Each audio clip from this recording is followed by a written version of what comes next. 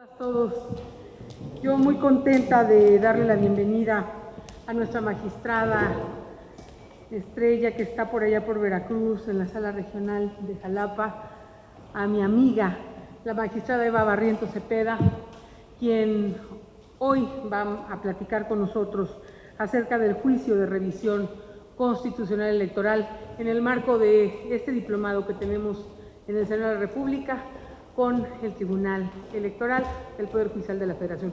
Yo estoy muy contenta porque quiero platicarles que yo personalmente conozco a la magistrada.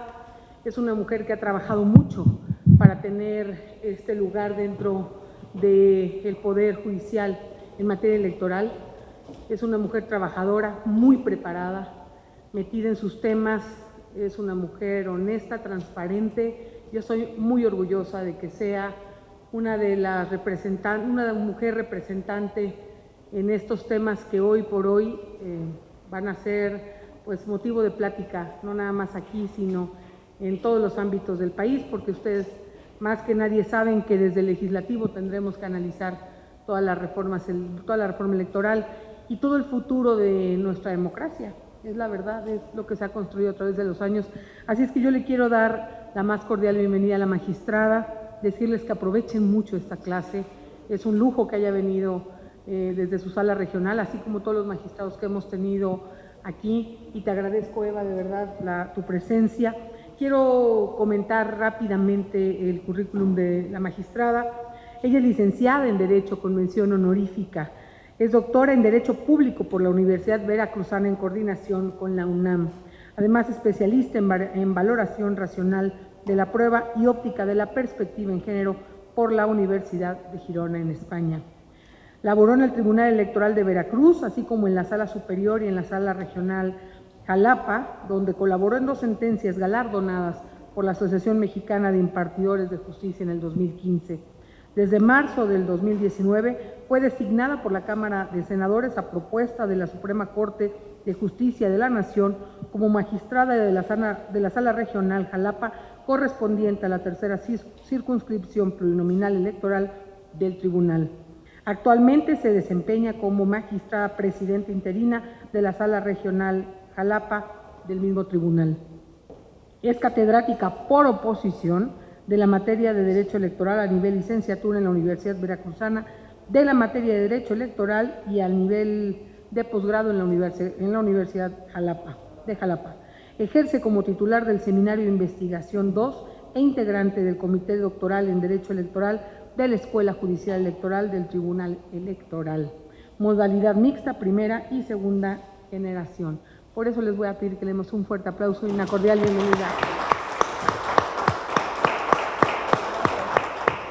a la magistrada, con quien yo los dejo para que tomen su clase.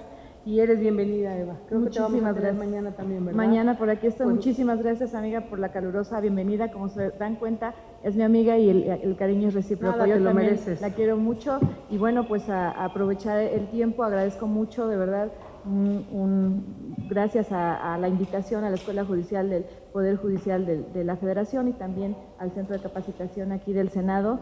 Muchas gracias por permitirme estar el día de hoy aquí. Estoy muy feliz de poder platicar un poquito más del tema, que ya van avanzados en el diplomado, y ver que realmente la reforma sea para lo que haga falta, para mejorar, porque todo es perfectible. Claro. Y desde luego que hay áreas de oportunidad. Entonces, de verdad que muchísimas gracias. Es tu casa, Eva, es tu casa. Muchas Los dejo gracias. con su maestra y aprovechenlo, disfruten su clase, que tengan buen día a todos.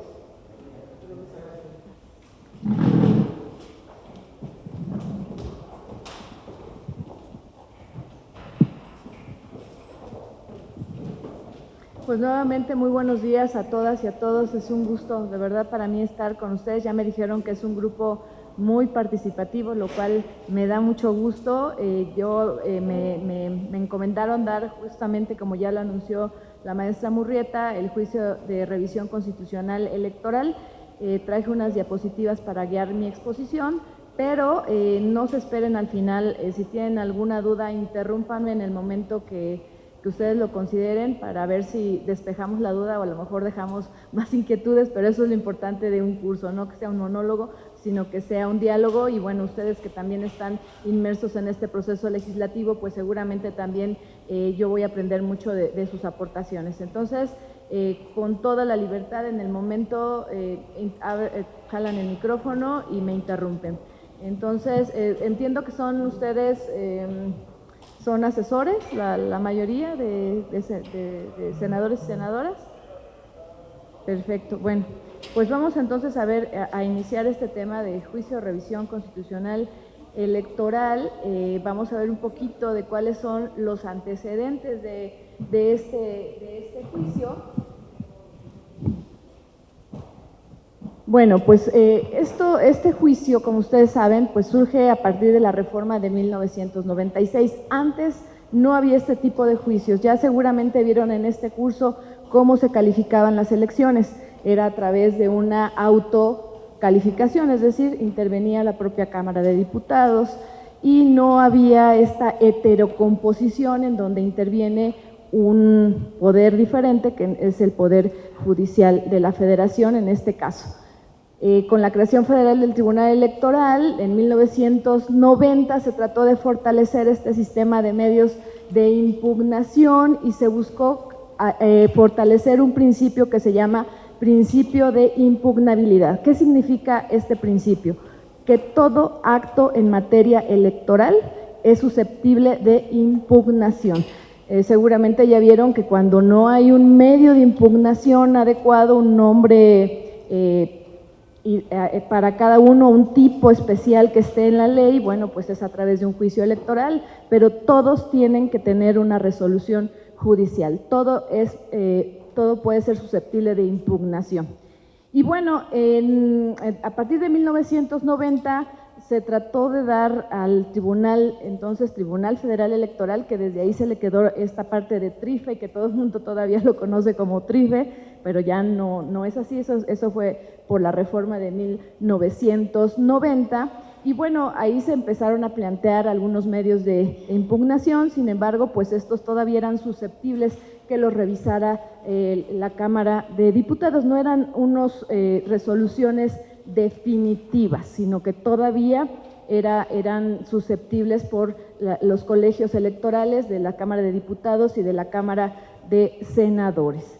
Y además hay que tener en cuenta que estos medios de impugnación en 1996 solo era para calificar a las elecciones federales. No había forma que un tribunal federal pudiera conocer, por lo menos en materia electoral, de las decisiones que se tomaban en los diferentes estados. En los diferentes estados también había tribunales electorales locales, sin embargo, pues hasta ahí se quedaba lo que resolvían los tribunales electorales. Si resolvían una elección de gobernador, hasta ahí se quedaba. No había forma que hubiera una segunda instancia. Vamos a recordar un poquito los medios de impugnación que estaban previstos en la reforma de 1990, que es el recurso de aclaración, que recordemos que después fue derogado, que es la competencia de la Suprema Corte de Justicia de la Nación, que surge a raíz de una reforma constitucional en 1977, el recurso de revisión, que es propiamente un recurso administrativo, que lo revisaba el superior jerárquico del entonces Instituto Federal Electoral, el recurso de apelación, que era en contra de los órganos centrales del Instituto Federal Electoral, que ya lo conocía el TRIFE, y el recurso de inconformidad, que es como es hasta ahora, en contra de los resultados de las elecciones federales de diputados, senadores y presidente de la República. Eso es lo que teníamos a nivel federal en 1990. Ahora, como ustedes saben, hay una gran reforma en 1996 y que todas las grandes reformas, pues, eso ya lo debieron de ver, y además con su experiencia, cada reforma electoral se da después de un cambio presidencial. Ahora es, digamos que tipo la excepción, porque se está dando a mediados del sexenio, pero generalmente se da al inicio. Entonces, esto en 1996 pues se trata de incorporar al Tribunal Electoral, que seguramente ya lo vieron también en este diplomado, al Poder Judicial de la Federación, digamos que una incorporación de nombre, pero no totalmente material, porque el Tribunal Electoral sigue teniendo una comisión de administración, no depende las cuestiones disciplinarias ni presupuestarias del Consejo de la Judicatura, como son todos los demás órganos del Poder Judicial de la Federación, sino que aquí tiene su propia comisión, que sí, intervienen dos consejeros, pero es digamos que una inserción a medias, y que por eso pues parte de la reforma también va hacia eso, que también quien revise sea también el Consejo de la Judicatura, todo el tema presupuestario y temas disciplinarios. Pero bueno, en nuestro tema, lo que también es interesante de esta reforma es que se busca garantizar los principios de constitucionalidad y legalidad. Se convierte el Tribunal Electoral del Poder Judicial de la Federación en un órgano de control constitucional. Entonces, por eso es que todas las elecciones, todos los medios de impugnación, todas las resoluciones tienen que cumplir con este principio de constitucionalidad y legalidad. Y pues lo que se advierte es que las elecciones locales pues no tenían este tamiz de constitucionalidad, porque pues se quedaban hasta las resoluciones que tenían los tribunales locales. Y sobre todo, pues esto desde luego, con esto desaparece también los colegios electorales, y el Tribunal Electoral se convierte en la última instancia para conocer de los conflictos que surjan de las elecciones. Y así lo que se busca con la reforma de 1996 es tener un sistema integral en materia electoral de resolución de conflictos, y por eso es que ya surge, al igual que en otras materias, que en primera instancia conozcan los tribunales locales de cada estado, y en segunda instancia conozca el Tribunal Electoral del Poder Judicial de la Federación. Primero, a través de sus salas regionales, y lo vamos a ver, y no sé si ya vieron recurso de reconsideración o venga después, y excepcionalmente a través del recurso de reconsideración. Aunque también, y respetando este federalismo, pues también vamos a ver ahorita el recurso de revisión constitucional surge también como un medio de impugnación excepcional. Por eso es que tiene varios requisitos. Ustedes ya vieron reglas de medios de impugnación, me imagino, en general, ¿no? Todas las reglas que hay, el plazo, a ver quién me dice el plazo, a ver, el plazo general de 4 días, exacto, sigue los mismos, pero también tiene, como es un medio de impugnación que surge de forma excepcional, tiene requisitos especiales que no tienen los otros medios de impugnación y que vamos a irlos viendo. Y bueno, así es que el recurso de revisión surge como un medio de impugnación para revisar las resoluciones de definitivos y firmes de las autoridades competentes en las entidades federativas.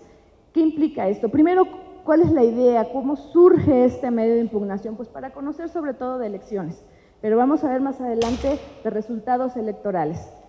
Vamos a ver más adelante que esta procedibilidad se ha ido ampliando en el juicio de revisión constitucional, y no solo ya se constriñe a resultados electorales, sino a otros temas que también les pueda afectar a los partidos políticos, y pueden recurrir en segunda instancia a este juicio a las salas regionales.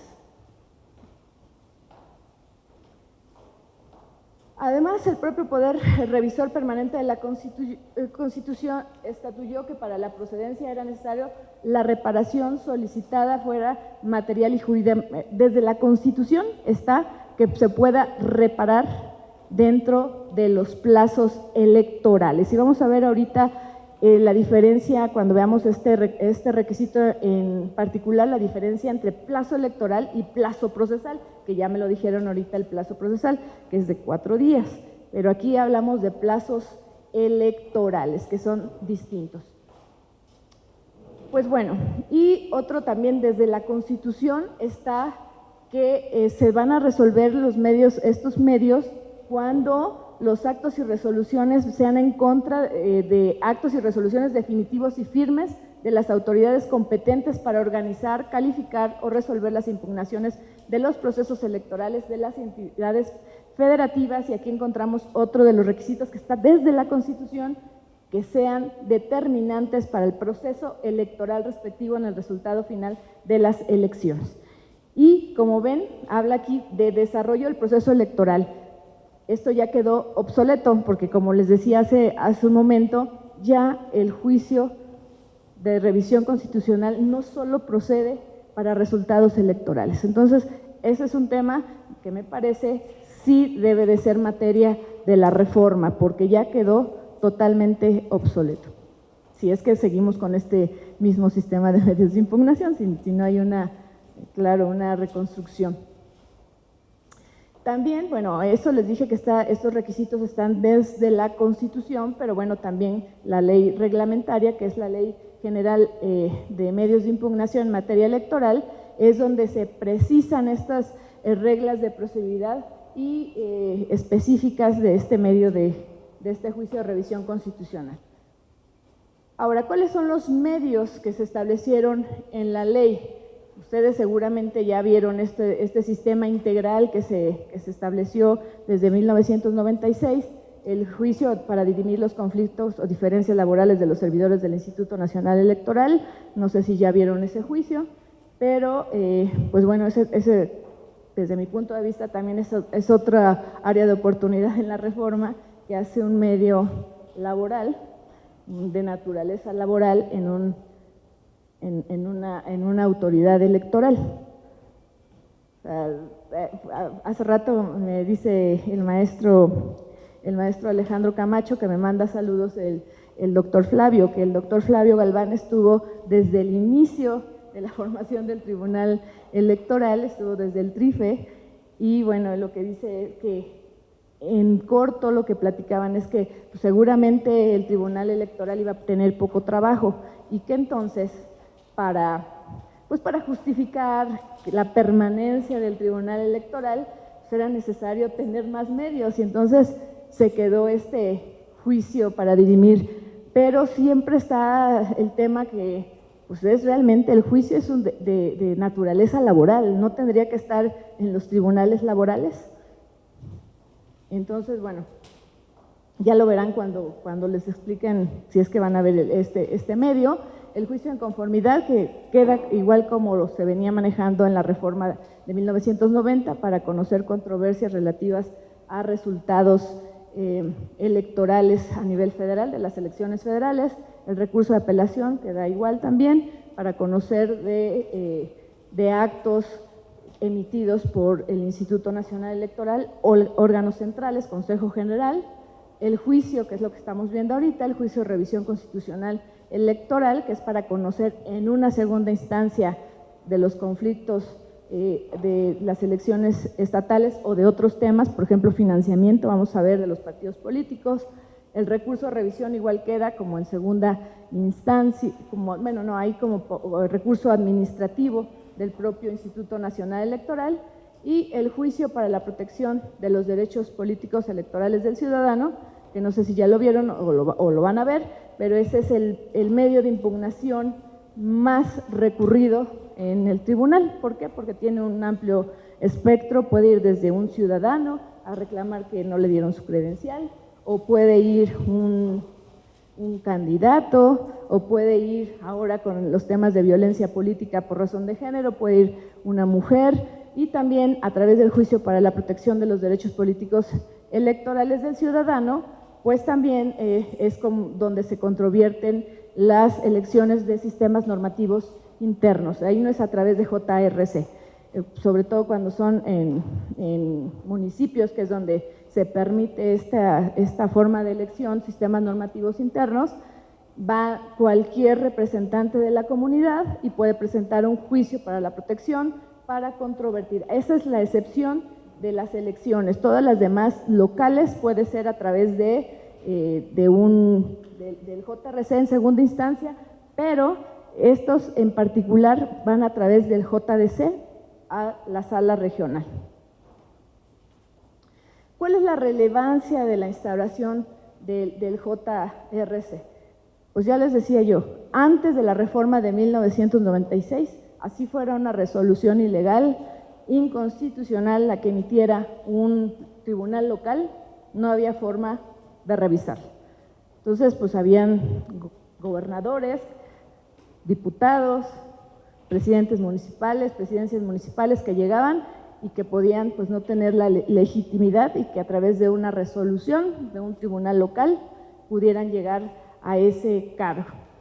Pues, sin embargo, ya con la implementación del JRC se estableció, y ojo aquí, es una vía exclusiva para los partidos políticos, para que puedan ellos controvertir elecciones y resoluciones del tribunal local que consideren pues no están apegadas a derecho. Y con lo anterior se materializó la oportunidad de que el tribunal realizara un control de constitucionalidad. Desde la reforma de 1996 se estableció como un tribunal constitucional. Y bueno, este se consolidó, ya se le da en 2007 de manera expresa el tema de inaplicar las normas cuando sean contrarias a la Constitución. Y aquí, no sé si ya lo vieron, pero de 1996 a 2007, por eso existe esta reforma, el tribunal empieza la primera generación de los magistrados que integran la Sala Superior, en especial la magistrada Alfonsina, el magistrado Reyes Zapata, el magistrado Leonel Castillo, que traen una escuela, vienen de colegiados del Poder Judicial, empiezan a inaplicar normas cuando son inconstitucionales. Por ejemplo, antes se exigía que para que se pudiera analizar si se anulaba la votación recibida en una casilla o no, los partidos políticos tenían que presentar el escrito de protesta. Si no estaba ese escrito de protesta, entonces ya no se podía estudiar si procedía o no la causal de nulidad en esa casilla.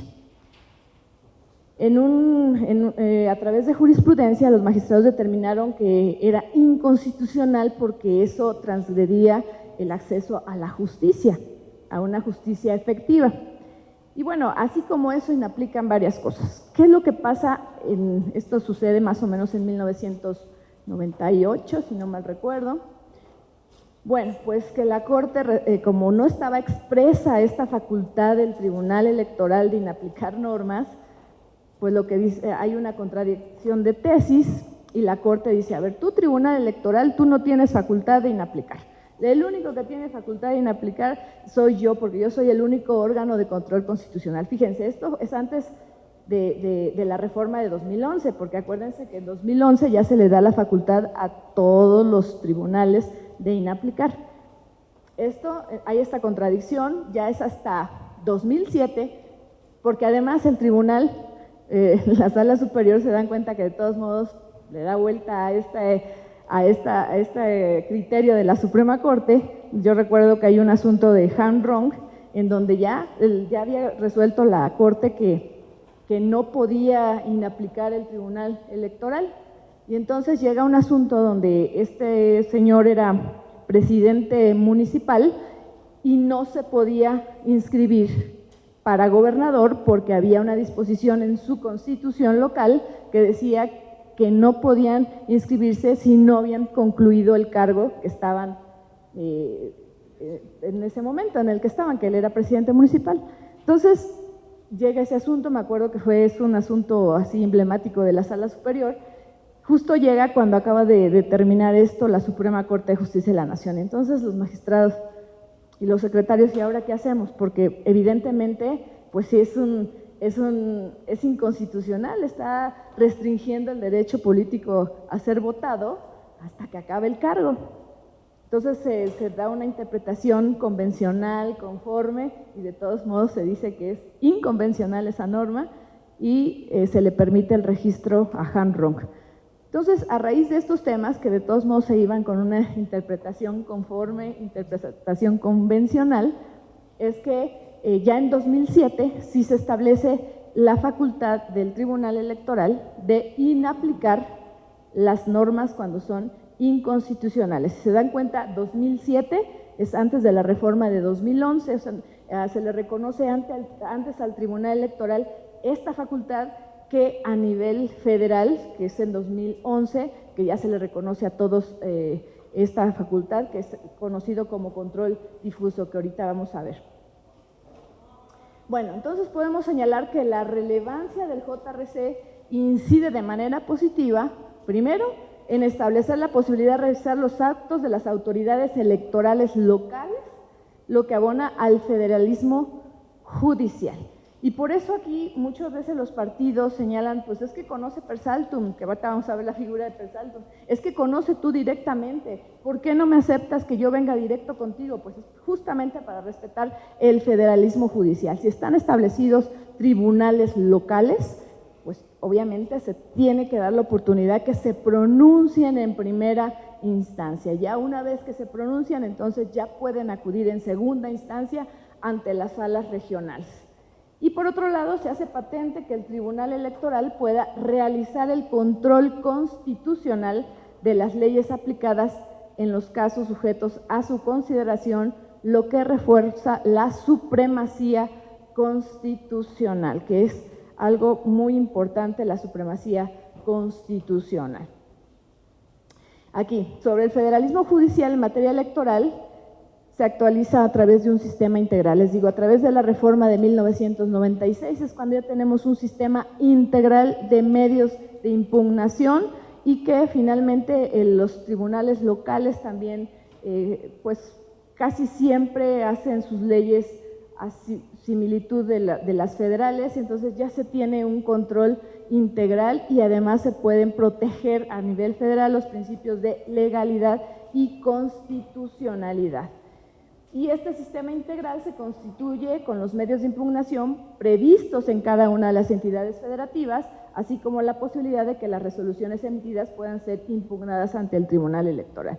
Y aquí, esta de estas leyes y este sistema integral ahora en la reforma se está replanteando si es conveniente que cada estado tenga sus propias leyes, sus propias reglas, que la mayoría son similares a federal, sin embargo, sí hay diferencias y para algunos tiene que haber, dentro de este sistema integral, tiene que haber una ley nacional que rija y que tenga las mismas reglas para todos los estados, lo cual es, pues, le encuentran como virtud, pues que los litigantes, las partes actoras, pues van a tener reglas claras, van a tener más acceso a la justicia al conocer plazos similares, etcétera.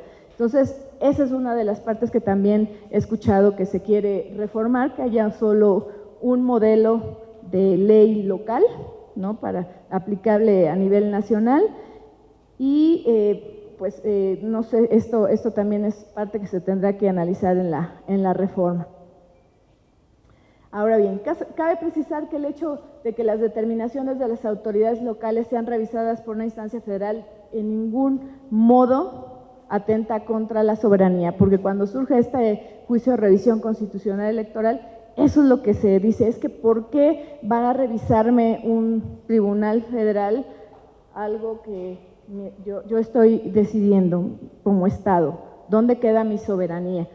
Pero no se atenta porque esta posibilidad de impugnar está inmersa en la idea de que los actos de autoridad se sujeten invariablemente a los principios de constitucionalidad y legalidad, la supremacía constitucional, es decir, que todos los actos estén apegados a nuestra Constitución, que es nuestra base legal.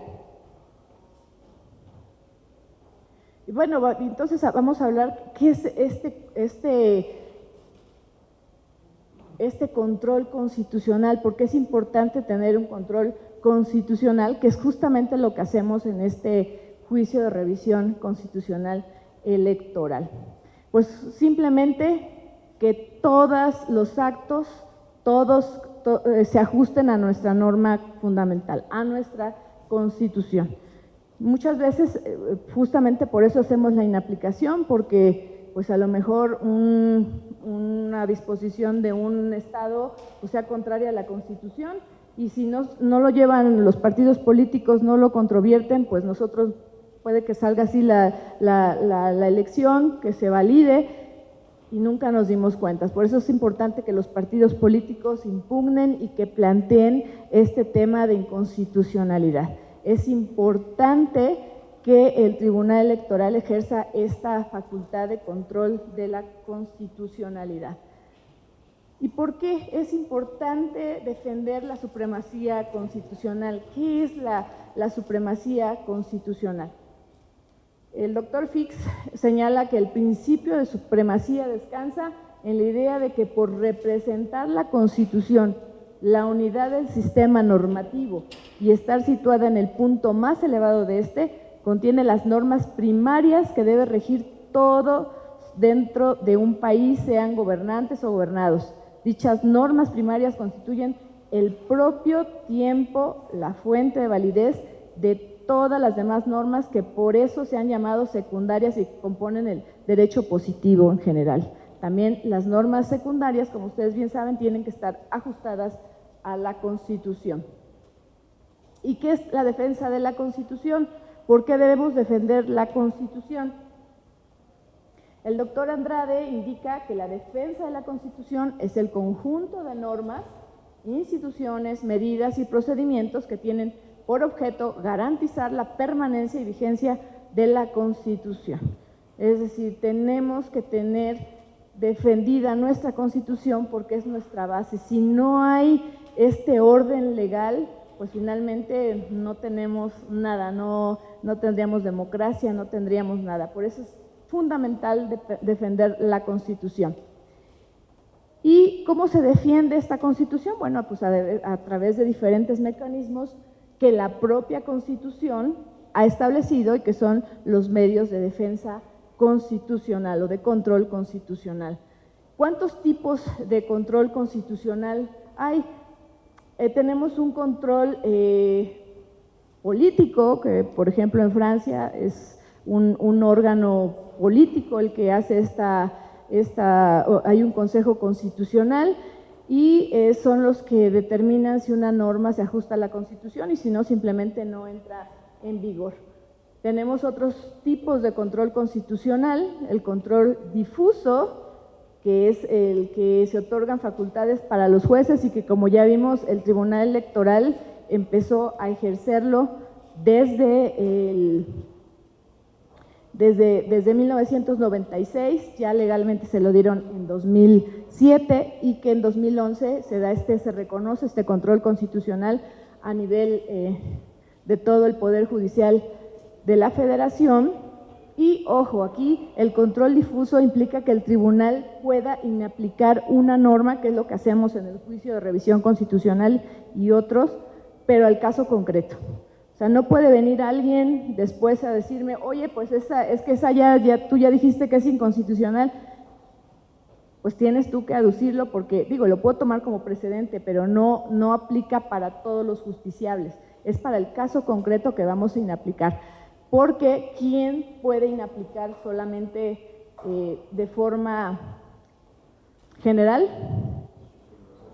La Suprema Corte de la Justicia de la Nación. Por eso está las acciones de inconstitucionalidad. Cuando se expiden leyes, pues finalmente van ante la Corte y la Corte es la que determina si es inconstitucional o no, que ahorita en el pasado proceso, antes del inicio del proceso electoral, ustedes saben que se declararon varias reformas electorales locales, se declararon inconstitucionales. Fundamentalmente el caso más recurrido fue porque había reformas respecto a los pueblos y comunidades indígenas sin la consulta previa y eso pues hizo que se cayeran varias reformas electorales a nivel estatal. Dentro de esas la de Veracruz, porque no se hizo la consulta previa e informada.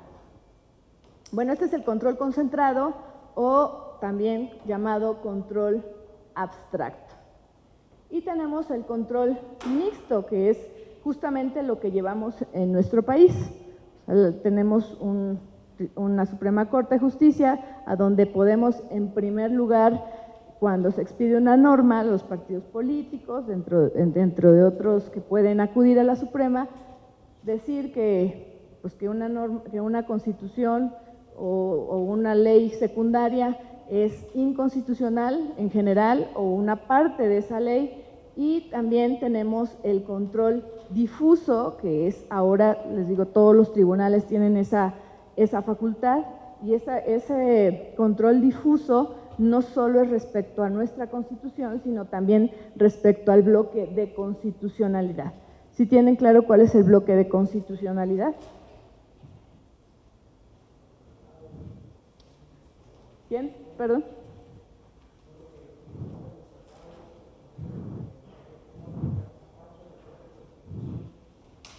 Exactamente. Todo lo que sea tratados internacionales, convenios de los que México ha suscrito, forman parte de nuestro bloque de constitucionalidad. Entonces, tenemos que hacer este control constitucional y de convencionalidad para saber si vamos a inaplicar una norma. Entonces, hay que tener cuidado con esto. Bueno, conforme a lo anterior, podemos concluir que el Tribunal Electoral del Poder Judicial de la Federación ejerce un control concreto de la Constitución, y en caso de que el análisis respectivo se considere que una norma es inconstitucional, puede inaplicarla. Y bueno, aquí tenemos ya lo previsto. ¿Con qué fundamento? Pues en el artículo 99 se establece que sin perjuicio de lo establecido en el 105, que justamente establece este control abstracto de la Suprema Corte de Justicia de la Nación, el Tribunal Electoral podrá resolver la no aplicación sobre leyes que considere contrarias a la Constitución. Y con ello se hace patente el control constitucional difuso. Déjenme decirles que cuando surge la reforma de 2011, muchos jueces de los colegiados se acercaban al Tribunal Electoral porque decían: es que ustedes ya tienen experiencia en ese tema de inaplicación, nosotros es la primera vez que lo vamos a aplicar. Entonces, allí sí el Tribunal Electoral fue pionero en este tema, y sobre todo lo hizo a través del juicio de revisión constitucional electoral, de ahí la trascendencia de esta reforma de 1996. Entonces, bueno, ¿cuál es la naturaleza jurídica del juicio de revisión constitucional electoral? Es un medio de control constitucional de carácter federal y extraordinario. Ahorita vamos a ver por qué lo extraordinario. Ya les adelantaba hace un rato que es extraordinario, excepcional, porque no todos, no, ustedes pueden decir: entonces yo puedo acudir al tribunal, a la sala regional en segunda instancia, controvertir todas las resoluciones que emita un tribunal local. No, porque hay excepciones, hay requisitos de procedibilidad, y solamente, sobre todo, cuando se violen preceptos constitucionales. Y además el juicio es de estricto derecho. Eso seguramente ya lo vieron en las reglas de medios de impugnación. ¿Qué significa que sea de estricto derecho? Lo traigo más adelante, pero si alguien me lo dice.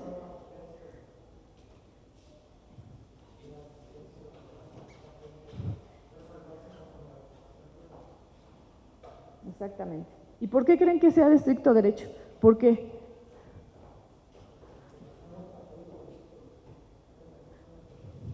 Exactamente. En un juicio para la protección de los derechos políticos electorales, como les dije, donde pueden acudir los indígenas, donde pueden acudir mujeres en violencia política, pero aquí son partidos políticos que tienen pues el conocimiento, la experiencia, un grupo de abogados que están dedicados a la parte jurídica. Entonces por eso es que es de estricto derecho. Y aparte porque solamente es segunda instancia, solo se va a revisar lo que hizo el tribunal local para ver si es apegado a derecho o no, y sobre todo si la resolución es apegada a nuestra Constitución. Bueno, esto ya ustedes lo dijeron muy bien. ¿Cuál es el fundamento? ¿Dónde encontramos el fundamento del juicio de revisión constitucional electoral? pues en el artículo 99, esto solamente es para su conocimiento, el artículo 166 de la Ley Orgánica del Poder Judicial de la Federación, la cual, aunque es nueva ley respecto al JRC, mantiene la estructura de texto que se originó en las reformas de 1996, y respecto al desarrollo de los supuestos y requisitos, es decir, su regulación específica, la encontramos en el libro cuarto de la Ley General de Sistemas de Medios de Impugnación en materia electoral. ¿Cuáles son los supuestos específicos? ¿Sí? ¿Cuáles son los requisitos especiales? Como ya les dije, solo me voy a referir a los requisitos especiales porque ustedes ya vieron los generales de los medios de impugnación, que es que tiene que ser por escrito, con firma autógrafa, presentados ante la autoridad responsables dentro del cuarto día, presentar las pruebas junto con la demanda, todo eso ya ustedes lo vieron. Entonces, solamente vamos a ver cuáles son los requisitos especiales del juicio de revisión constitucional, y que son los siguientes, y lo vamos a ver uno a uno: que sean definitivos y firmes, que violen algún precepto de la Constitución Política de los Estados Unidos Mexicanos, que la violación reclamada puede ser resultar determinante para el desarrollo del proceso electoral respectivo, el resultado final de las elecciones. Si alguno se ha dedicado a litigio, se han dado cuenta que en materia electoral la palabra determinante es un término que ocupamos muy seguido y que por eso muchos de los juicios se les han desechado, eso en materia del juicio, y también la palabra determinante lo han escuchado para el tema nulidades, que no sé si ya lo vieron o lo van a ver, pero también si no es determinante no procede la nulidad de una votación recibida en una casilla. Entonces ese es un término muy específico de la materia electoral, que la reparación solicitada sea material y jurídicamente posible dentro de los plazos electorales, que la reparación solicitada sea factible antes de la fecha constitucional o legalmente fijada para la instalación de los órganos o la toma de posesión de los funcionarios electos, y que se hayan agotado en tiempo y forma las instancias previas establecidas por las leyes para combatir los actos o resoluciones electorales en virtud de los cuales se pudieran haber modificado, revocado o anulado. Ahorita nada más los enunciamos, pero vamos a verlos uno a uno. ¿Qué es lo que pasa si no se cumple con alguno de estos requisitos que hemos visto? Pues se va a desechar porque hay un impedimento procesal para que podamos entrar al fondo del asunto. Por eso es que desde que inicié les dije que era un juicio excepcional, no es un juicio, o sea, no, ustedes no pueden ir en contra, impugné una casilla, hay que ver si eso da, por ejemplo, para un cambio de ganador, para que sea determinante. Si no, en segunda instancia lo vamos a desechar. De los requisitos mencionados podemos concluir que en su origen el JRC era procedente solo en tiempo, lo que les decía hace rato, que se desarrollara en un proceso electoral, pues se instituyó para el efecto revisar los actos relacionados con la organización y calificación de las elecciones. Sin embargo, como les anunciaba, esto se ha ido ampliando cada vez más porque hay actos que afectan la vida interna de los partidos políticos, y el medio idóneo que se ha considerado es que es el JRC, aunque no sea proceso electoral. Y les decía, este requisito, esto está desde la Constitución y es algo que ha sido superado, se tiene ya que modificar.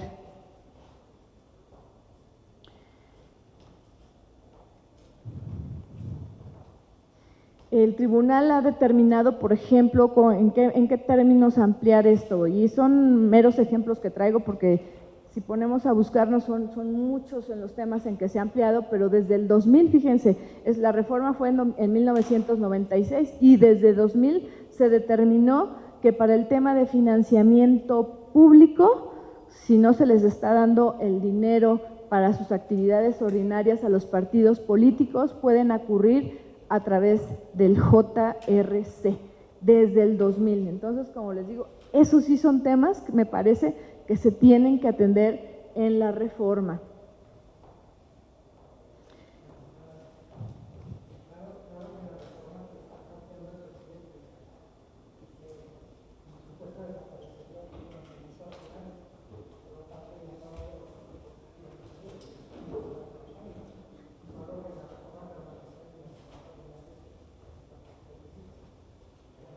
Sí, exacto, sí, si quedara tendría que, aunque tendría que haber también para el específico para campañas electorales también, ¿no? Ese sí queda, pero sí, es que sí depende de cómo quede la reforma integral, sí se analizaría, si quedaría vigente esta, incluso la jurisprudencia esta, porque igual si desaparece, pero bueno, ahí sí habrá que ver cómo queda la reforma, la discusión que ya presentó el presidente, presentó el PAN, y ¿quién más? Ya todos han presentado, ¿no? Entonces habrá que ver cómo queda finalmente la reforma. Pero bueno, a como está ahorita, tendrían que analizarse esto, ¿no?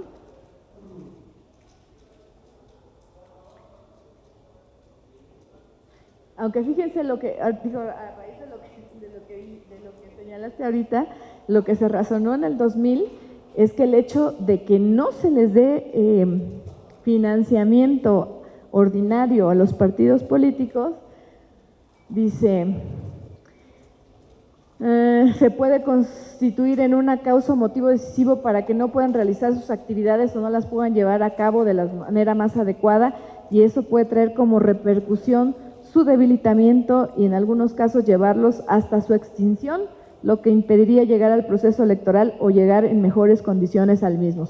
Eso fue lo que se analizó para decir que era determinante para el desarrollo del proceso, para el proceso siguiente, ¿no? Entonces, así se interpretó desde el 2000.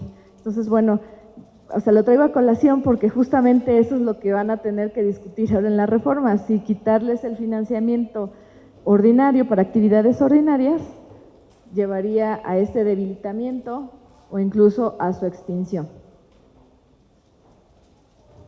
Otro ejemplo donde se amplió la procedencia del JRC ya no solo para procesos electorales es en aquellas controversias en las que se alegue la denegación de justicia, aspecto que es suficiente para la procedencia del juicio. Es determinancia en el juicio de revisión constitucional electoral se actualiza en la hipótesis de denegación de justicia. ¿Qué implica?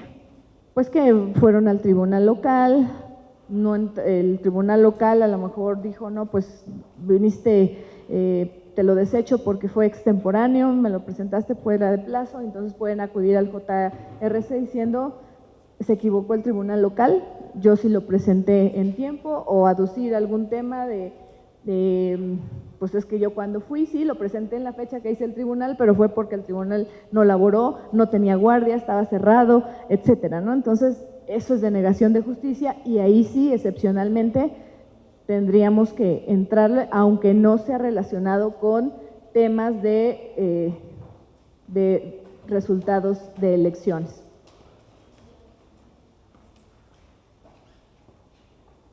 ¿Qué es lo que también fue lo que se razonó en esta jurisprudencia?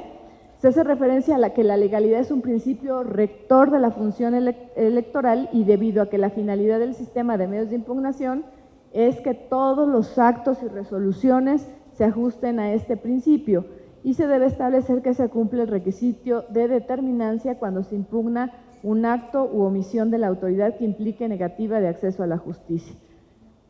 Y bueno, tal razonamiento no se acota a que la denegación de justicia esté relacionada con una controversia vinculada a un proceso electoral, sino que está prevista de manera general para cualquier acto, ¿no?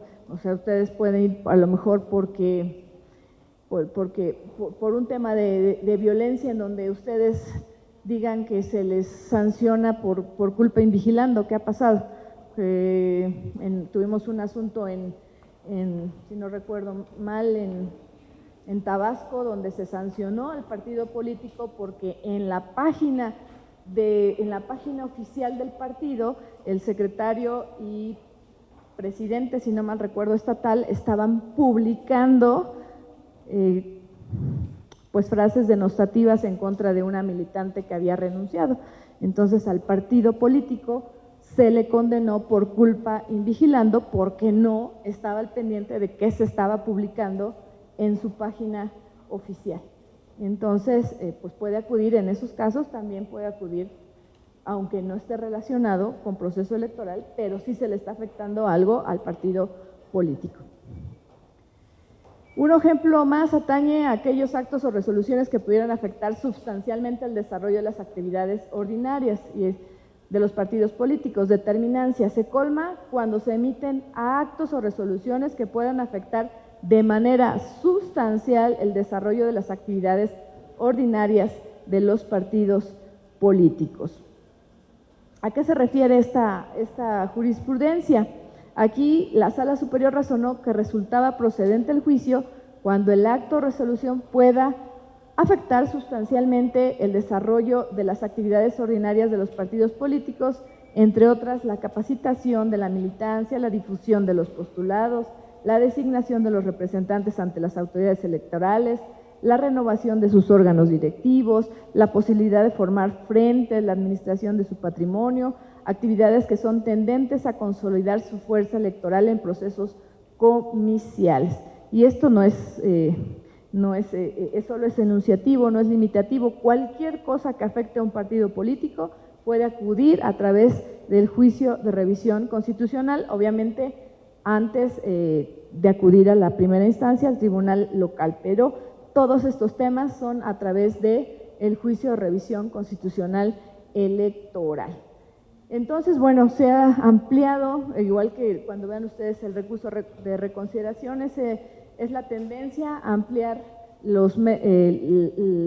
la procedencia de este juicio, pues para que los partidos políticos, sobre todo, tengan garantizado su vida dentro de la vida democrática.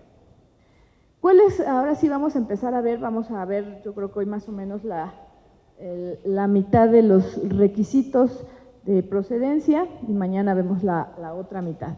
¿Cuáles son? Que el acto sea definitivo y firme. En todas las constituciones está cada uno de los medios, que algunos se llaman recurso de inconformidad, otros juicio de inconformidad, que son los que resuelven los temas relativos, por ejemplo, a resultados electorales. Y todas las constituciones dicen que las resoluciones que emitan los tribunales locales van a ser definitivos y firmes. ¿Qué implica esto que sea definitivo y firme? Pues es que ya finalmente ya es una resolución.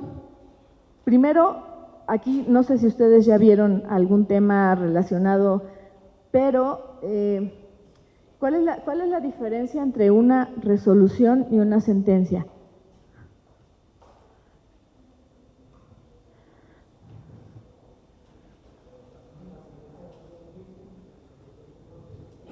La resolución es intraprocedimental, ¿no? Procesalmente esa es la definición.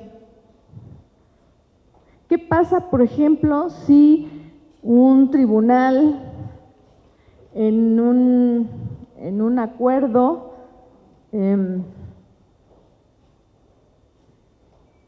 tiene por no presentado a un tercero interesado? ¿Procederá el juicio de revisión constitucional o no?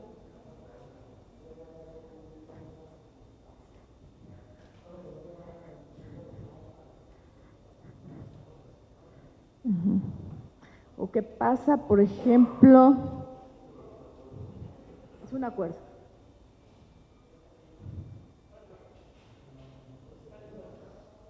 No procedería.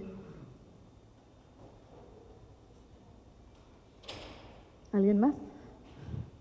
Bueno, hay excepciones. Hay algunos que sí no proceden. Por ejemplo, si presenta un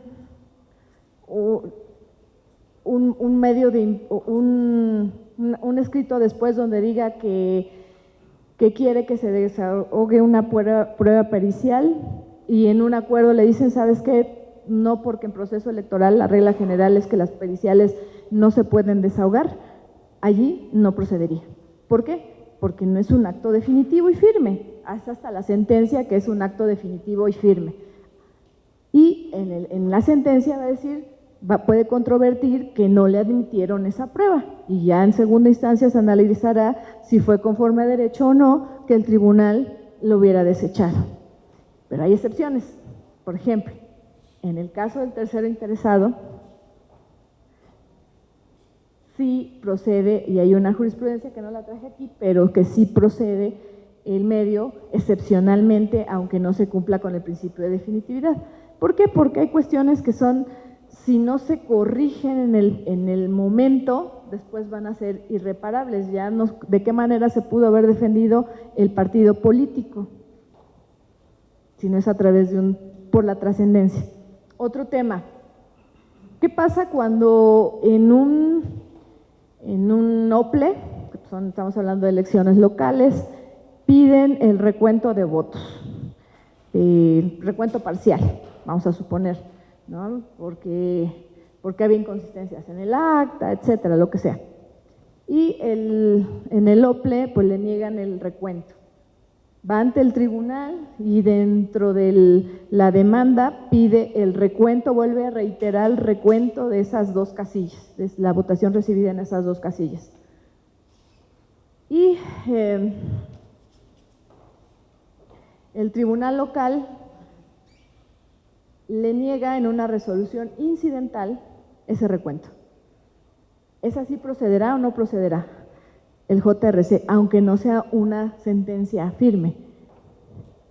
O sea, no es la sentencia, es una resolución incidental.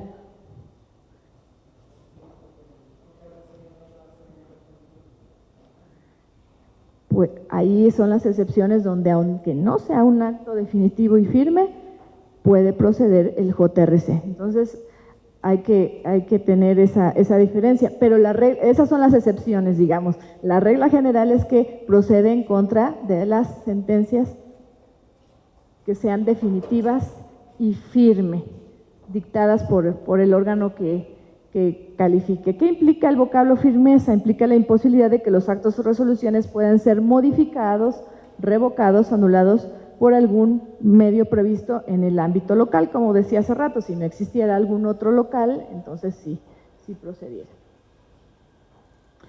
De las definiciones anteriores podemos advertir que el requisito en análisis está íntimamente ligado con el previsto en el inciso F del artículo 86 de la Ley de Medios, es decir, con el relativo a que se hayan agotado en tiempo y forma todas las instancias previamente establecidas por las leyes para combatir los actos o resoluciones electorales en virtud de los cuales pudiera haber modificado, revocado o anulado. Es el famoso principio de definitividad. Yo no puedo ir por regla general, hay excepciones también, a la segunda instancia si no he agotado la primaria. Y eso es una regla general de los medios de impugnación. Si hay un medio de impugnación ante el partido, primero tengo que agotar el del partido. Después tengo que agotar el del tribunal local y después el de la sala regional. Entonces, ese es el principio de definitividad. Tengo que agotar instancia por instancia para que proceda el juicio de revisión constitucional, agotar todas las pruebas. Entonces, ahí sí, recomendación y tips para los que se dediquen a litigio, pues sí, es que agoten, salvo que exista alguna, ahorita vamos a ver las reglas del per saltum, pero si no, agoten las reglas, porque si no nada más es pérdida de tiempo en lo que van a la sala, nosotros los vamos a reencauzar al partido y se pierde tiempo, sobre todo en procesos electorales que ustedes saben que los tiempos pasan muy rápido. Bueno, ¿qué es lo que se necesita para que se considere que se agotó la instancia anterior? Pues que sean idóneas conforme a las leyes locales respectivas para impugnar el acto o resolución electoral de que se trate y que conforme a los propios ordenamientos sean aptas para revocar o anular estos. Esto ya ahorita ya no se da, pero en un inicio sí había, pues oye, pues no, el tribunal local no tiene un medio adecuado. Ahorita ya esto todo está superado. Esto fue cuando surgió justo este juicio, fíjense, este es de 2003, esta jurisprudencia. Ahora todos los estados ya tienen medios adecuados para controvertir los actos que les puedan afectar a los partidos políticos. Consecuentemente, se inobservará el principio de definitividad si antes de la promoción del referido juicio no se hace valer la instancia prevista en la ley local para privar de efectos jurídicos un determinado acto o resolución o bien, si tal promoción se realiza cuando no se ha concluido esa instancia previamente mediante resolución firme. En relación con la vinculación de la definitividad y el carácter definitivo y firme del acto, se ha establecido que ambos constituyen un solo requisito de procedibilidad. Está en la jurisprudencia 23 de 2000. Se interpretó que lo dispuesto en los artículos que ya mencioné, estas disposiciones constituyen un solo requisito que reconoce como razón lógica y jurídica el propósito claro y manifiesto de hacer del juicio de revisión constitucional electoral un medio de impugnación excepcional y extraordinario al que solo pueden ocurrir cuando el acto o resolución de que se trate no sea susceptible de revocación, nulificación o modificación por parte de alguna autoridad local. Entonces, solo y solo sí va a ser procedente el juicio de revisión constitucional cuando se hayan agotado las instancias previstas en el ámbito local. ¿Existe alguna excepción a este tema de requisito de definitividad y firmeza? Aquí tenemos que recordar que, a diferencia del amparo, en materia electoral no existe la suspensión del acto reclamado. Por tanto, existe, una vez que pasa una etapa, ya no podemos regresar a la anterior. Entonces no podemos ordenar, por ejemplo, no, voy a suspender el acto reclamado porque como hay violaciones, que no se lleve a cabo la elección, eso no pasa en materia electoral, que no se lleve a cabo la jornada electoral. Entonces, por eso tenemos que, hay excepciones cuando pueda causar un daño irreparable y para eso existe el per saltum. ¿Qué significa el per saltum? Pues que pueden ahí sí directamente ir ante la sala. ¿Qué pasa, por ejemplo, si pues al partido político se le negó el registro de sus candidaturas y eso ya el OPLE lo hizo muy tarde? Pues eso sí puede ir por el tiempo, porque ya la jornada electoral es en una semana, ya puede decir, ya no me da tiempo ir al tribunal local. Entonces puede aducir por los tiempos y porque fíjate que está corriendo la campaña electoral, me dejas en estado de indefensión y como no podemos reponer esa etapa, entonces puede ir de manera per saltum directo a la sala regional Jalapa.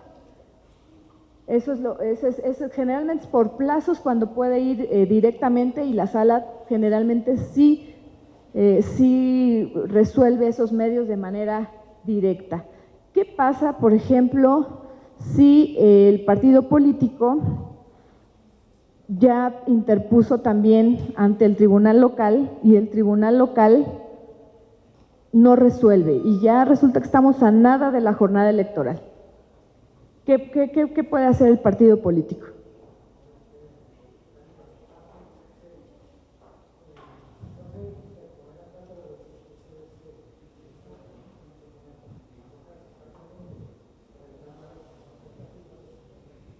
Exacto, puede hacer dos cosas. Una, efectivamente, mira, el tribunal local ya se tardó muchísimo, entonces voy a desistir de la instancia local y resuelve tú, porque si no, va a ser irreparable el daño. Pero primero tiene que desistir. O la otra, puede ir ante la regional y interponer también un juicio donde controvierte la omisión de resolver del tribunal local para que la sala le ordene que resuelva de inmediato. Entonces, esas son las dos vías que puede hacer el partido.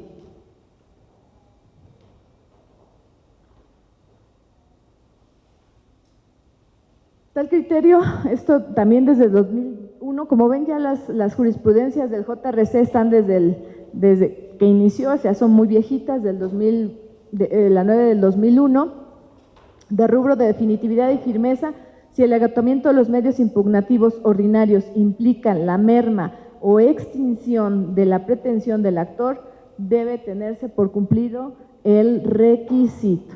Entonces, es importante precisar que la demanda en el que se solicite la acción per saltum tiene que ser presentada dentro del plazo para la interposición del medio de defensa ordinario, es decir, debe estar subsistente el derecho general de impugnación del acto compatible. Esto es importante y por eso es que hace rato les decía que algunos de los comentarios que incluso hay un libro que presentaron en el tribunal, que lo hicieron magistrados locales, en donde ven la conveniencia de tener plazos, de tener una ley que sea igual para todos los estados, porque si van per saltum tienen que ser en el plazo que establezca, pero la ley local, no la federal. Es decir, el plazo general, la regla es de 4 días para interponer el JRC, pero si el plazo local es de 3 días, tiene que presentarlo en el per saltum dentro de los 3 días, porque si no ya va a ser extemporáneo.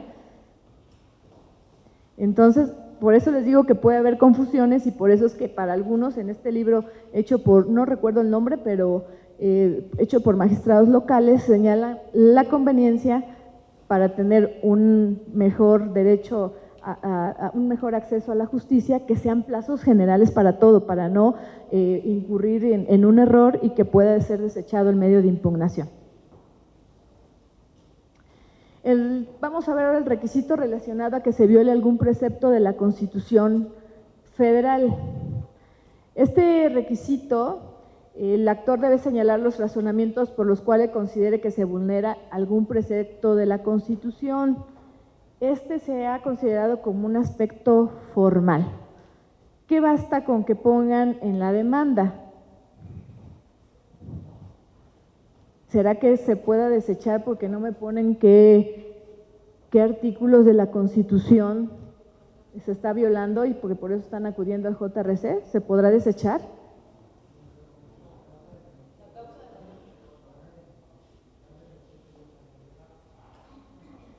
Sí, basta con que ustedes expresen muy bien sus agravios, su causa de pedir, por allí decían, con eso. Hay un precepto que dice, los juzgadores somos los especialistas, dame los hechos y yo te doy el derecho, ¿no? Entonces, no importa que no me pongan los preceptos específicamente que se violaron.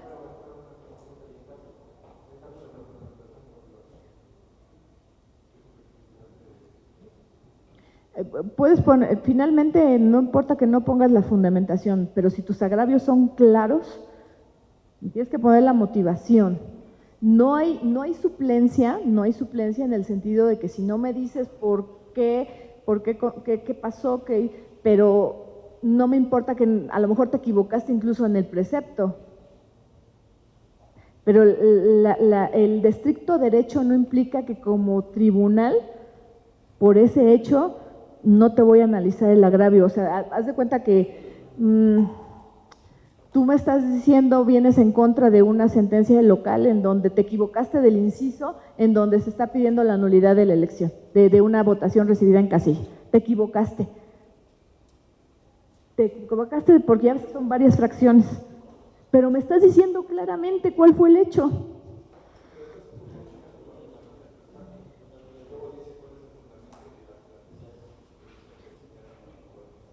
¿El per saltum? Ahí sí depende de la sala. Depende de hasta dónde, sí depende ahí del juzgador, pero nosotros, por lo menos en esta integración, o sea, finalmente si me estás diciendo claramente el hecho, el motivo, nosotros sí le entramos. Incluso en los últimos juicios de inconformidad, donde pasó mucho esta parte de que se equivocaban de incisos, sí, pero pues está clarísimo la causa de pedir, me estás diciendo que anule porque dejaron votar sin credencial.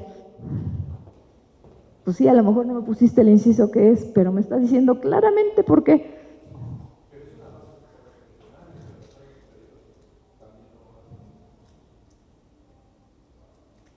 Es que depende. Sí, depende. Pero te digo, nosotros sí lo hicimos y lo hicimos así muchos en varios juicios de inconformidad. Porque, o sea, pero si viene todo confuso lo que me estás diciendo, pues ahí sí va a ser tu agravio inoperante, aunque me pongas el fundamento, pero si está enredado tu agravio, tu causa de pedir genérico, ahí sí va a ser inoperante el agravio. O si me vienes reiterando lo que pusiste en primera instancia, en lugar de controvertir lo que respondió en la resolución el tribunal local, también va a ser inoperante. Entonces, eso es como hemos resuelto ahorita en la sala regional Jalapa, pero pues no puedo hablar en general, pero sí.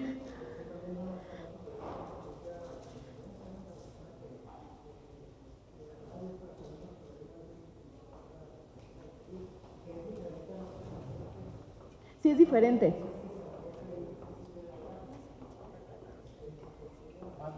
Sí, es diferente, ¿no? La causa, la suplencia, por ejemplo, que sí aplicamos la suplencia total, es en el tema por ejemplo, incluso de indígenas. Ahí puede venir alguien a decirme, quiero que se anule esto porque fíjate que no se respetó mi sistema normativo interno, porque se llevó a cabo diferente a como se hace normalmente mi elección. Con eso que me diga, yo tengo que investigar cómo se hicieron las elecciones anteriormente y ver si de veras se apegó o no, para ver si procede o no la invalidez de una elección de sistemas normativos internos.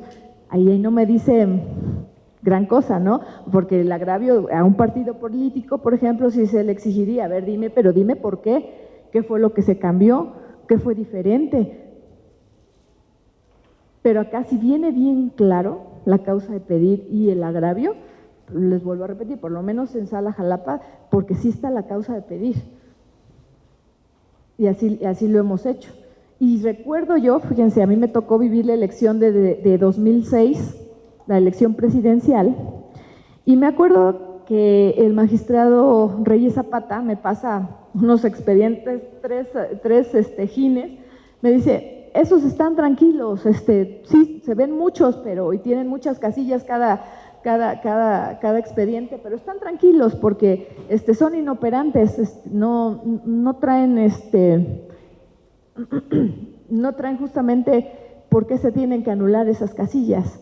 Entonces, no, se van a, son inoperantes, están facilísimos. Bueno, yo tenía eso, más aparte otros formados ahí, otros 2 expedientes, y dije, bueno, entonces sí me da tiempo. No, cuando justamente es cuando sale el tema de recuento de votos, y entonces, aunque estuviera enunciado, aunque estuviera listada la casilla, teníamos que hacer el incidente de recuento de votos. Entonces, y analizar si se debía anular o no esa elección, y cuál era el criterio para ver si se había recuento o no, que en el acta de escrutinio y cómputo hubiera un error de +1 o -1. Eso era el criterio. Entonces, les digo que depende del asunto, pero en ese caso, que no había un agravio muy claro respecto a todas las casillas, pero como se dio esa circunstancia, pues tuvimos que analizarlo primero en el incidente y luego en la resolución. Entonces, para mí, yo creo que sí, aunque me des equivocado el fundamento, si viene bien la causa de pedir, la tengo que hacer, porque no te estoy supliendo el agravio. Tú estás diciendo, tu agravio es claro, ¿no? Salvo que a lo mejor, es que depende del caso, no es la regla general. A lo mejor que si me estás pidiendo la inaplicación de un precepto, porque es contrario a la Constitución, ahí sí me tienes que decir qué precepto, claro, de manera detallada, porque si no, pues también me confundes, o sea, me estás diciendo esto, pero estás pidiendo la inaplicación, o sea, depende. Por eso es muy difícil dar reglas generales en este tema, porque cada asunto trae sus particularidades y hay que analizarlo cada uno. Nosotros no podemos emitir resoluciones de formato, cada asunto tiene sus particularidades, ¿no? Bueno.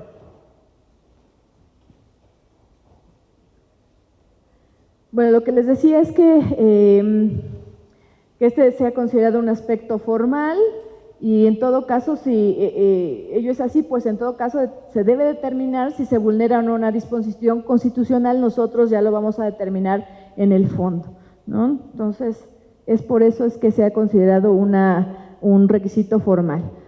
Y esto surge, fíjense, casi a los 3 años de la reforma en una jurisprudencia, en la jurisprudencia 2 del 97, que dice juicio de revisión constitucional electoral, interpretación del requisito de procedencia previsto en el artículo 86, párrafo 1, inciso B, de la ley de la materia, se dispone que dicho requisito debe considerarse de carácter formal y que se acredita cuando en el escrito correspondiente se hacen valer los agravios debidamente configurados, esto es, que estos precisen claramente los argumentos o razonamientos enderezados a acreditar la afectación del interés jurídico del promovente derivado de la indebida aplicación o incorrecta interpretación de determinada norma jurídica en el acto o resolución impugnado, por virtud de los cuales se pudiera infringir algún precepto constitucional en materia electoral, toda vez que ello supondría la presunta violación a los principios de constitucionalidad y legalidad electoral. Así se consideró desde el 97. Vamos a ver el siguiente requisito, que la violación reclamada pueda resultar determinante para el desarrollo del proceso electoral respectivo o el resultado final de las elecciones. Esto, ¿qué debe de interpretarse por determinante? Es decir, solo se va a entrar en juicio de revisión constitucional en segunda instancia cuando se considere que un asunto es relevante y trascendente. Que cuando vean, no sé si ya vieron el recurso de reconsideración. No, bueno, es más o menos el requisito, solo aquellos que sean de trascendencia. ¿Y cómo van a ser de trascendencia? Pues cuando haya un cambio de ganador en la elección, como lo que ya vimos, cuando incluso afecte la imagen de los partidos políticos. Se ha ampliado muchísimo el tema de la procedencia del JRC. Solamente entonces cuando sea de trascendencia. Al efecto, se ha señalado que para que la violación reclamada sea determinante para el desarrollo del proceso electoral, se requiere que la infracción tenga la posibilidad racional de causar o producir una alteración sustancial o decisiva en el desarrollo del proceso electoral. Así está, les digo que eso ya no solo es para el proceso electoral, pero así está todavía legalmente establecido. Esto se estableció desde la jurisprudencia de 2002, en el que establece que violación determinante en el juicio de revisión constitucional electoral, surtimiento de tal requisito. En esta jurisdicción.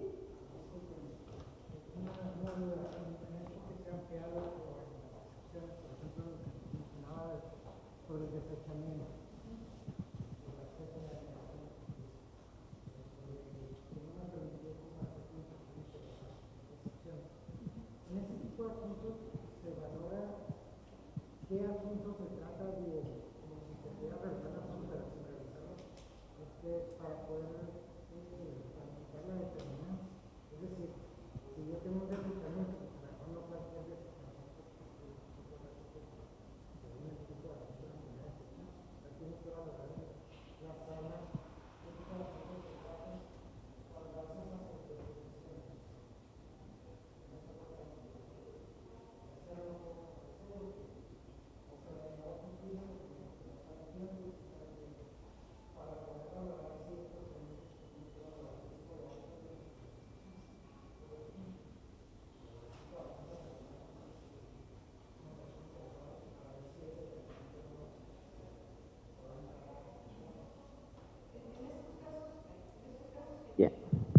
Que ya hay jurisprudencia, el simplemente hecho que diga, mira, me negaron el carácter del tercero interesado, con eso es suficiente para entrarle a fondo porque ya tenemos jurisprudencia.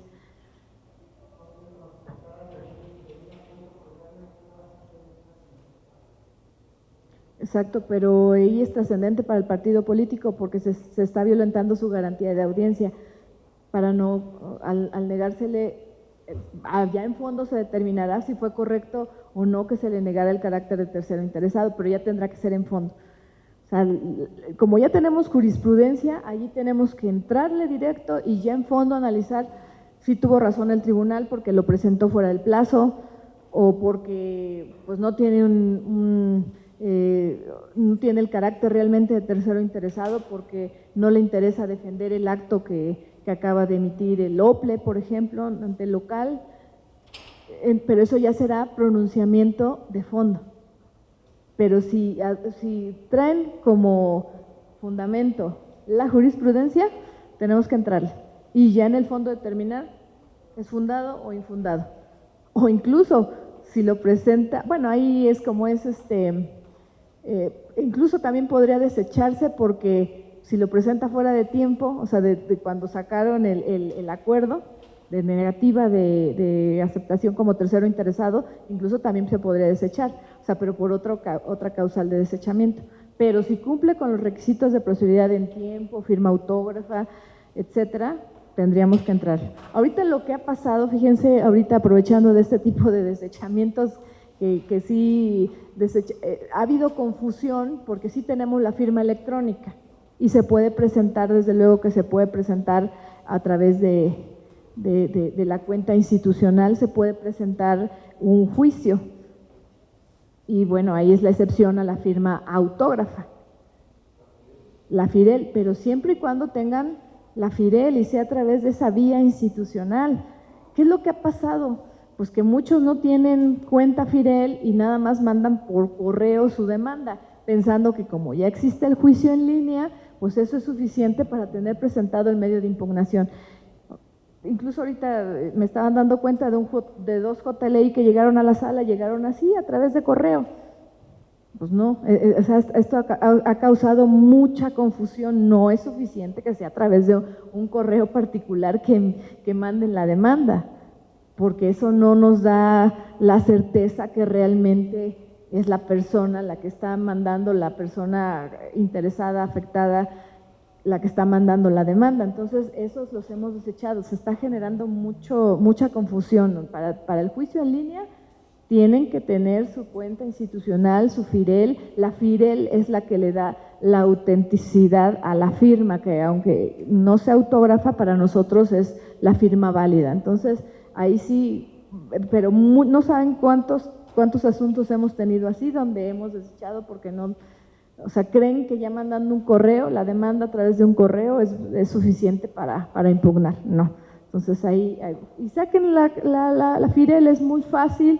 Y sí ahorra tiempo, dinero y es igual de efectiva que el papel, nada más que todavía tenemos que acostumbrarnos a ese tema.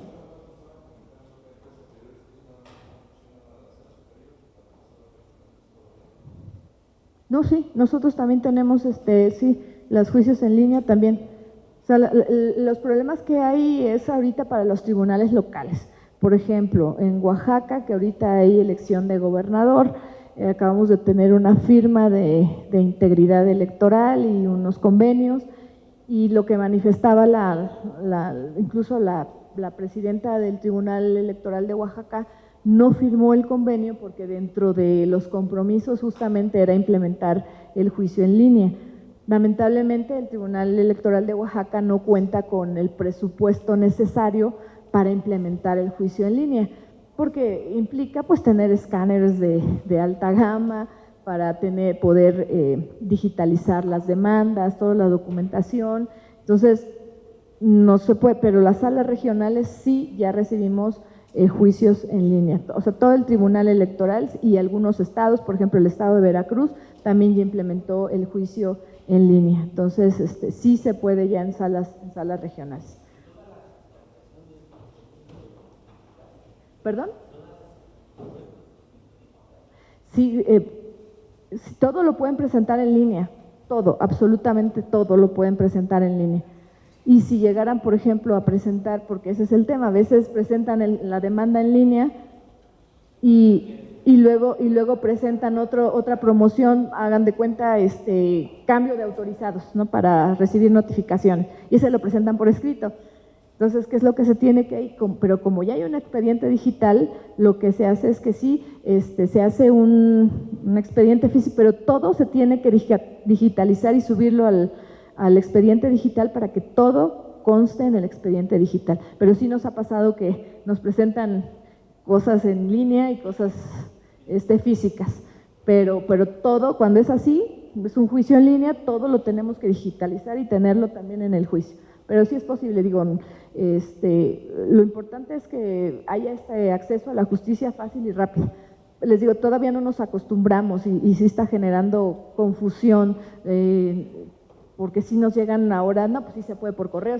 Excepcionalmente sí hemos aceptado por correo, pero, y que la Sala Superior no lo confirmó, un asunto en donde llegaron unas solicitud de medidas precautorias para una mujer que presentó, una mujer violentada, presentó su demanda de JDC. Cuando presenta la demanda de JDC, obviamente a quien denunció, pues se enojó más y pues empezó a agredirla, y entonces era una mujer indígena de Oaxaca, pandemia. Entonces nos presenta por correo, ya teníamos el juicio en la sala, nos presenta por correo pues que necesita protección. Entonces, ahí ante eso, va a ver, sí no tiene firma autógrafa, sí, pero es una situación extraordinaria en donde hay que proteger pues la vida, la integridad de la mujer, y sí se lo entregamos, sí le otorgamos las medidas, aunque hubiera sido por correo, pero fue excepcional. La mayoría que no llega por juicio en línea, con la FIREL, y solo por correo, es desechado. Esta es la excepción.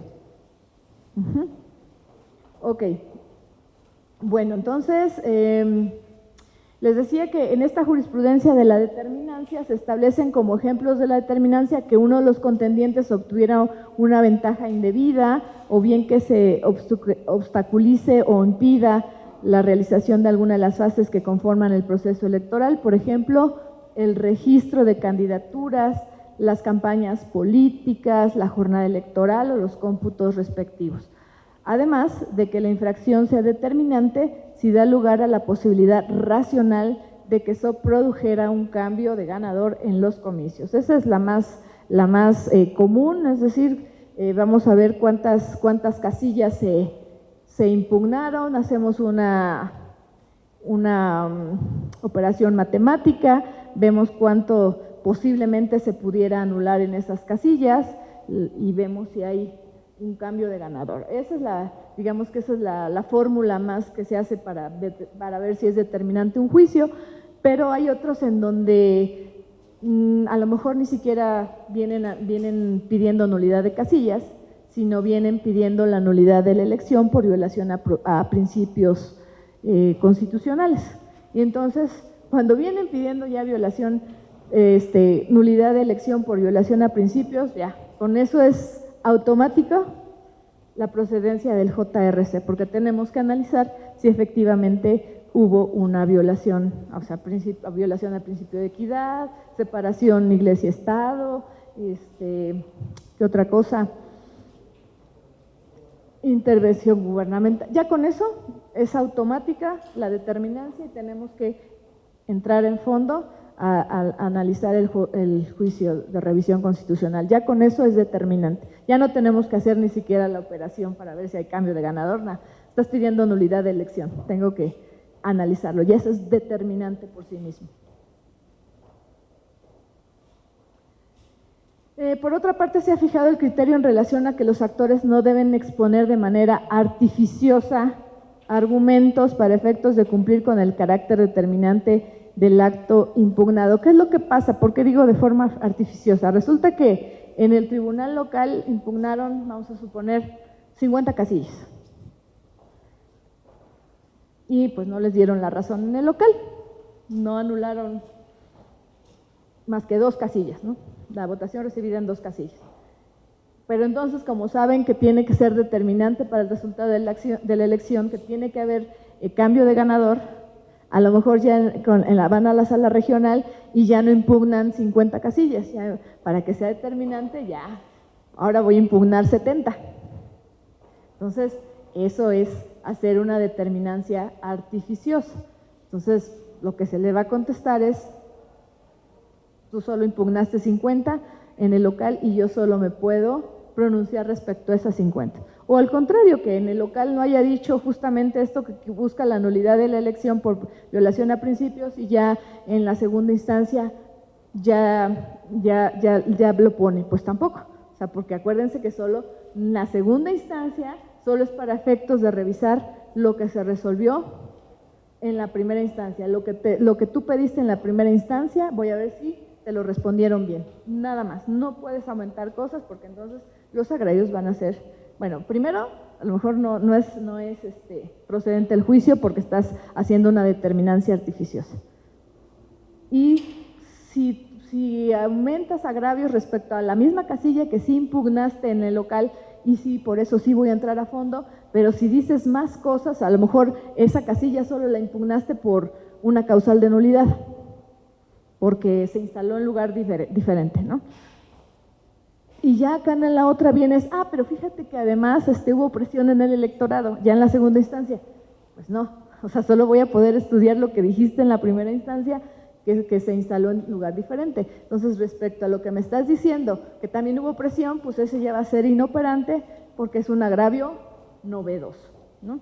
Entonces, eso es lo que analizamos en los juicios de revisión constitucional. Y bueno, estas consideraciones se encuentran en las tesis aislada de rubro determinancia para el juicio de revisión constitucional electoral. No deben tomarse en cuenta los actos artificiosos tendentes a crearla.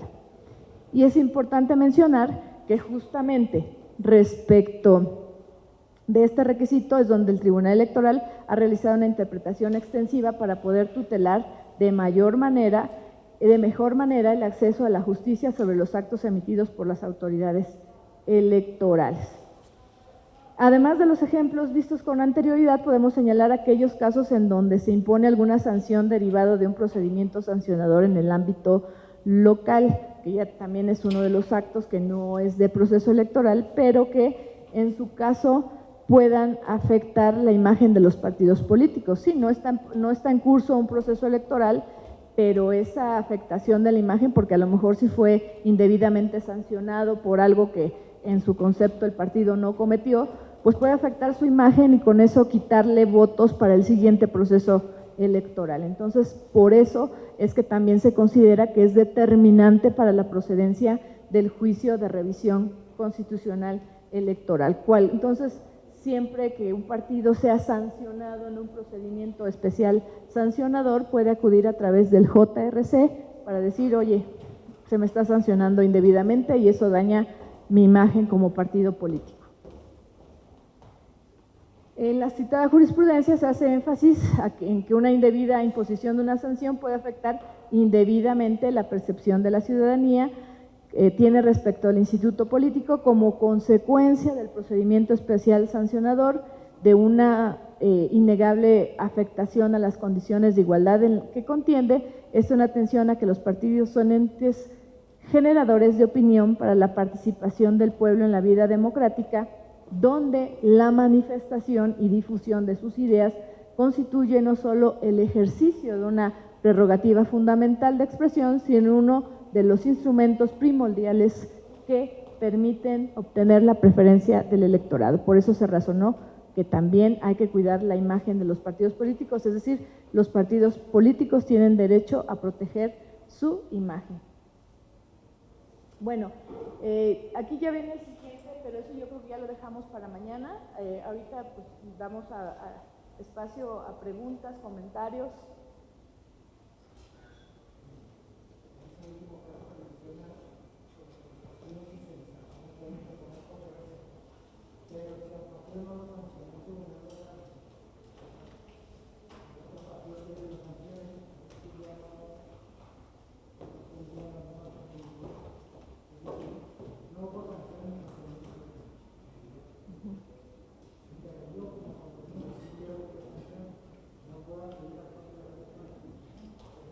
También se ha empleado, sí. Se han aceptado también que el otro partido pueda ir por la misma causa. O sea, finalmente yo estoy diciendo y a mí me están descalificando porque pues finalmente yo acusé indebidamente. Entonces, también el otro partido puede ir, e incluso ahorita los asuntos que más tenemos son estos asuntos en donde pues ya fue sancionado el partido, pero ahorita los recurrentes es que tenemos, pero quiero más sangre. Entonces yo quiero, o sea, la sanción que le pusieron es pequeña, yo quiero que sea más alta la sanción. Y sí, hemos tenido varios asuntos así. Buenos días, magistrada. Buenos días. Sé que hemos hablado de un recurso en específico en esta sesión, pero cuando yo reviso las iniciativas que han venido surgiendo para modificar en el contexto de la propuesta de reforma electoral, el peso y la manera en que hay que modificar las funciones y el trabajo del tribunal, ¿qué tanto peso este recurso representa en el ámbito en el que usted se desenvuelve y considera que es el peso respecto a lo que hace el tribunal?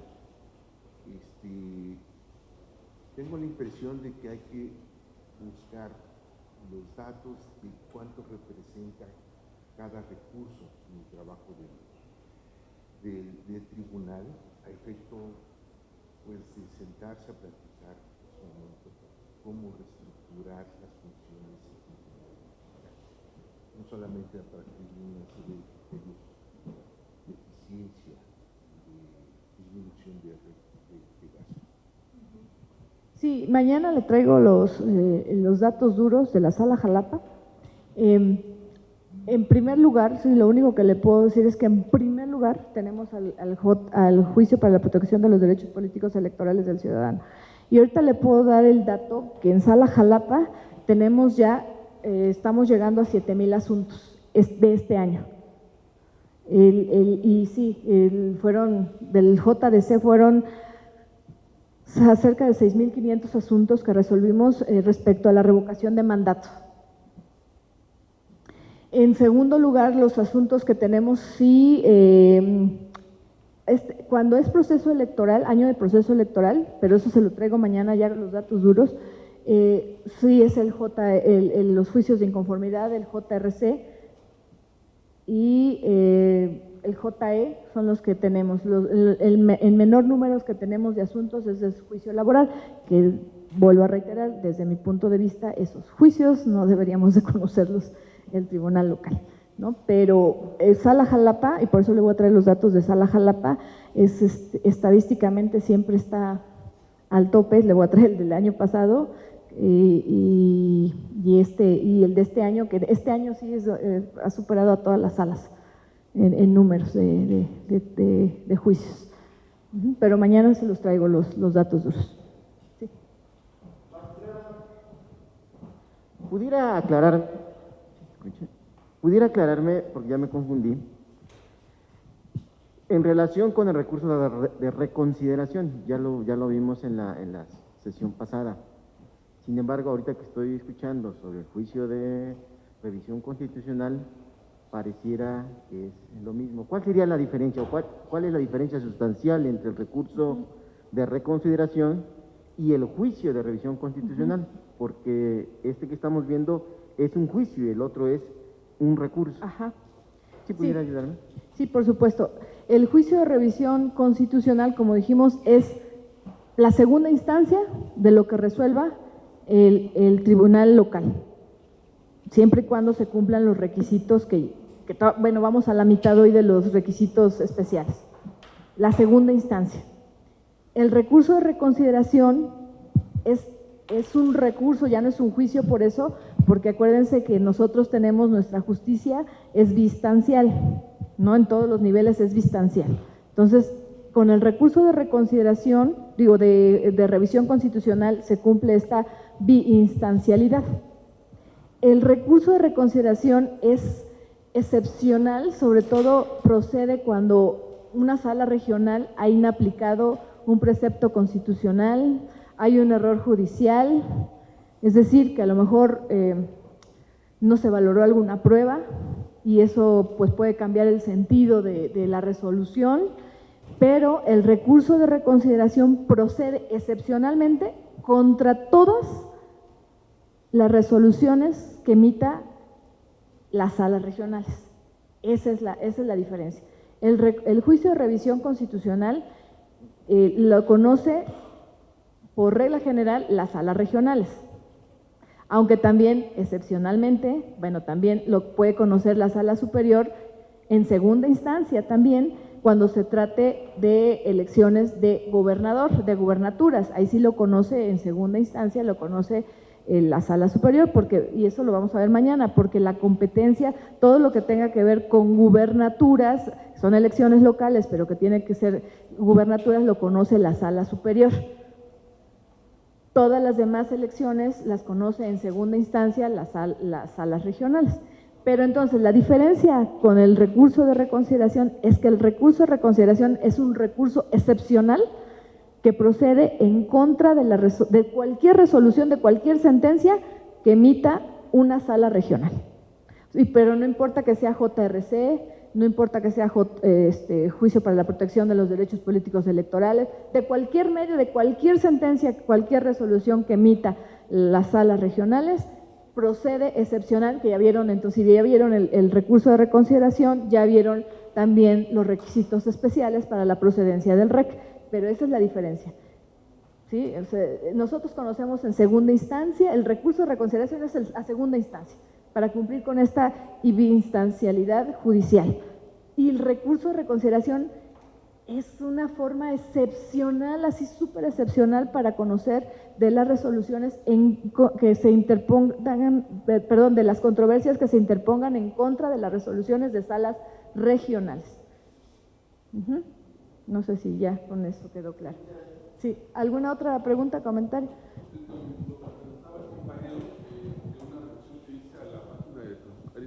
Con ustedes, tengo la estadística y la mañana, y son 170,000 casos, por ejemplo, del juicio de revisión constitucional, y contra 19,000 del que está hablando la maestra. Aquí está la tabla, si me lo pueden consultar en transparencia, se las mando, 10 años o 15 años, todos los datos, pero de todo el tribunal. Ah, ok, de todo el tribunal. Y es en el sistema de estadísticos que tienen ustedes. Ajá. Digo, para dar un panorama de cuáles son los recursos que más Sí. se usan. Seguramente ahí tendrás el número del JDC, que es el mayor. Ajá.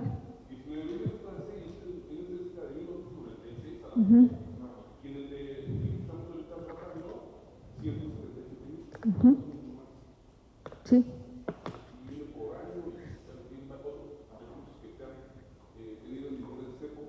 Sí. Sí, no, la carga de trabajo de la sala, bueno, el tribunal en general es fuerte. De hecho, por eso ustedes sabrán que nunca está cerrado el tribunal. Siempre tenemos magistrados, los magistrados salimos de vacaciones de forma, digamos que diferenciada, para que siempre haya quórum y siempre pueda sesionar el tribunal, porque además siempre llegan asuntos urgentes. El tribunal está abierto, o la oficialía, las 24 horas, los 7 días de la semana, los 365 días de la semana, justamente porque el trabajo es fuerte. Por eso les decía yo que al principio que el JLI, cuenta el magistrado Galván, que fue para pues justificar que hubiera más carga de trabajo. No, realmente la carga de trabajo del tribunal es muy fuerte todos los años, porque cuando no hay una elección, por ejemplo, en Jalapa, este año dicen, pero pues no tiene está tranquilo porque no hay elecciones. No, tuvimos todo lo de revocación de mandato, tenemos elecciones en Oaxaca, tenemos elecciones en Oaxaca de 417 municipios que este año renuevan por sistemas normativos internos. Tenemos Quintana Roo de diputaciones, tenemos renovación de dirigencias de partidos. O sea, sí, el trabajo no es año electoral, pero tenemos muchísimo trabajo. Entonces, pero sí, mañana, en específico, mañana le traigo la estadística de Sala Jalapa. Y como bien dice, ¿cuál es su nombre? Víctor, ahí está el general de todo el tribunal.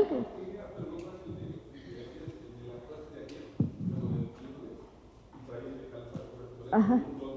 Ah, bueno. Pues si los sí. Sí, así es. Sí, que ese es muy útil. Sí. Esos son los datos que les pueden servir. Sí, igual si lo quiere en general, ahí están los datos. Sí, en transparencia está publicado todo. Bueno, pues, ¿alguna otra comentario, duda antes de despedirnos? No, pues si no fuera el caso, muchísimas gracias por su atención. Nos vemos el día de mañana.